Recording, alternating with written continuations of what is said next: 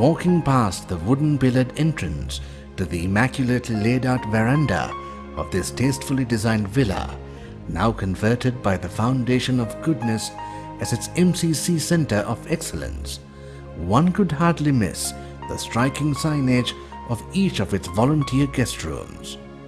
Goodness, kindness, humility, compassion, and gratitude. While the structure itself has stood for just over a decade, the human quality so inscribed stands timeless. The embodiment of these human qualities in the founder Kushal Gunasekara inspired him to set up the Foundation of Goodness in 1999 with a simple objective in mind. Well, I originated from a rural village, and the village was southwest of Sri Lanka, Sinigama. Each time I came back to the village, I realized that my brothers and sisters were not actually having the same opportunity, and they were stagnating, although they were much brighter, smarter and more skillful than I am. So I vowed one day that I'm going to come back to the village and provide them equal opportunities to enrich disadvantaged communities.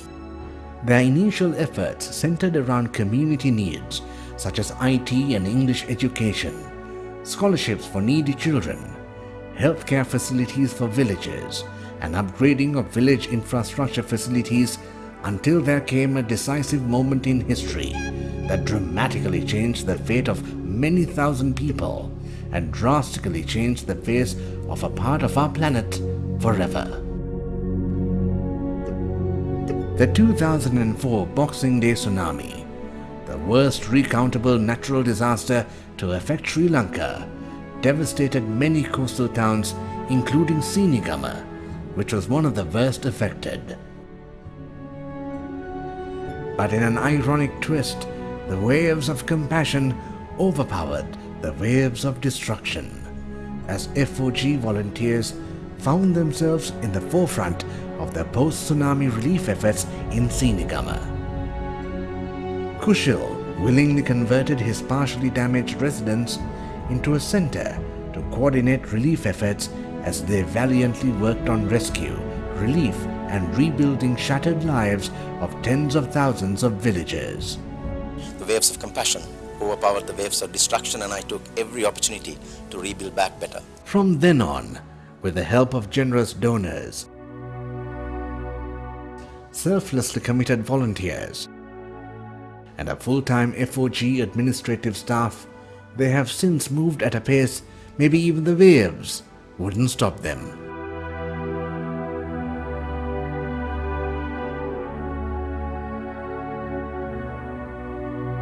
Recognized by the RMIT University of Australia as the best post-tsunami initiative of all countries affected and featured on Discovery Channel, Channel News Asia, Reuters, and the Travel Channel to worldwide audiences as a unique and extensive rural development model.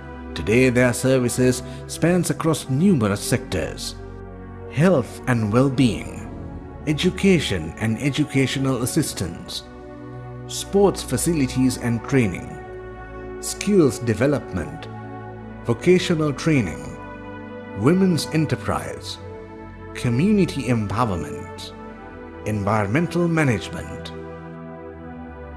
These programs, offered free of cost, have made an enormous difference in the lives of 200,000 people across 50 villages covering 30 empowerment sectors, highlighting their efforts not only due to their extensive scope, but also due to their sustainable nature. And many are the success stories that flow from the extensive facilities which FOG operate today. Nirosha Sandamali, who joined the IT training course under FOG's Skills Development Program, is today a salaried staff member at their own BPO unit. Achala Priyadarshini, who followed the beauty culture course at FOG's Women's Enterprise Training Unit, proudly runs her own salon today. N. Manuja, who lost her two sisters trapped in the ill-fated train washed away by the tsunami waves, is today a certified professional diver, ecstatic with a job offer from Abu Dhabi. Inesha Krishanthi, who had a dream of becoming a teacher, is overjoyed at the opportunity afforded to her at FOG's Lairu preschool. Happiness! Happiness! Today, people in Sinigama and 50 other villages ride the waves of success thanks to FOG's determined drive to transform their outlook on life from that of hopelessness to one of hopefulness, to enjoy an entirely new quality of life.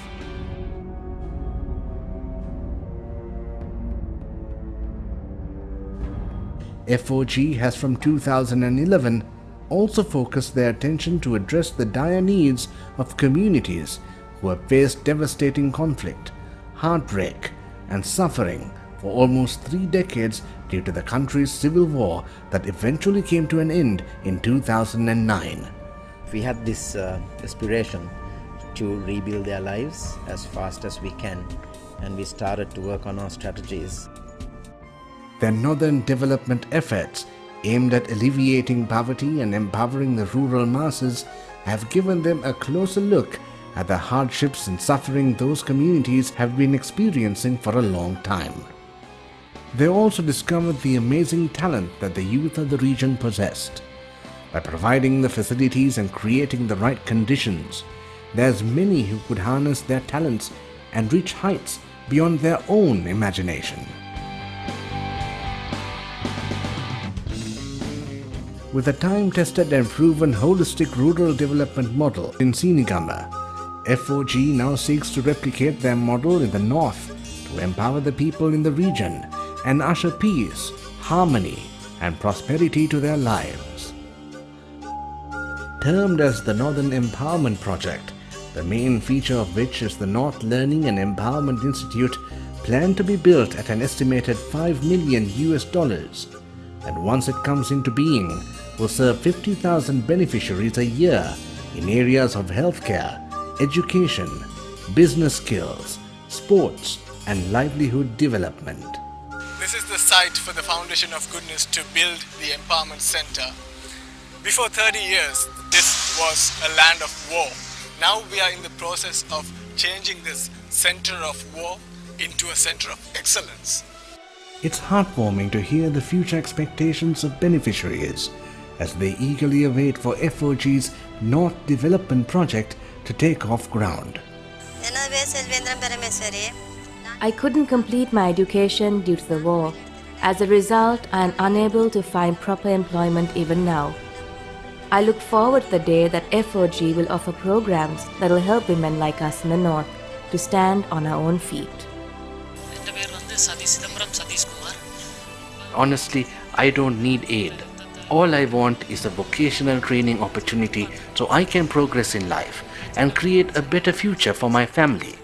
That's why I am hopeful of FOG's new facility planned at Mankulam.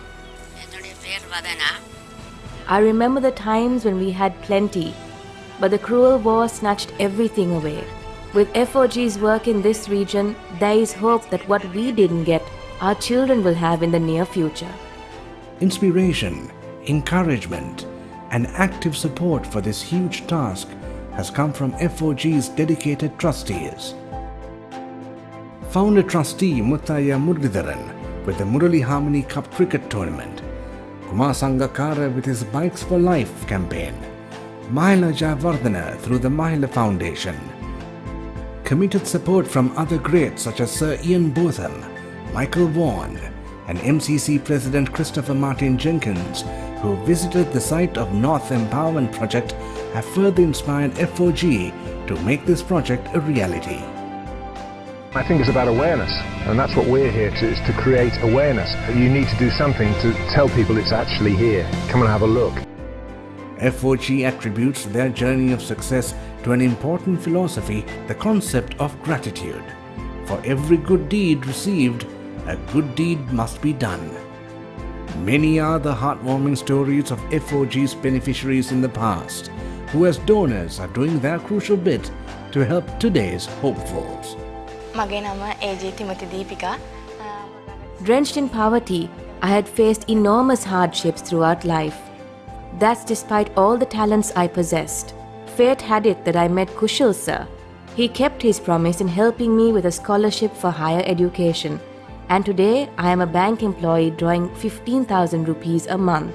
I have pledged to FOG a sum of 1,500 rupees every single month, so with it they can educate an extremely poor child like I once was. Not that I can really afford, but I want to cultivate that invaluable lesson I learned from Kushal sir and FOG. So my appeal to society is, don't almost give, give. Whatever we do for us dies alone with us, but whatever we do for others remains immortal. And seeking happiness for others, we find it ourselves. Each of us will one day be judged by our standard of life, not by our standard of living, but our standard of giving, not by our seeming greatness, but by our simple goodness. The foundation of goodness, the one investment that never fails, is goodness.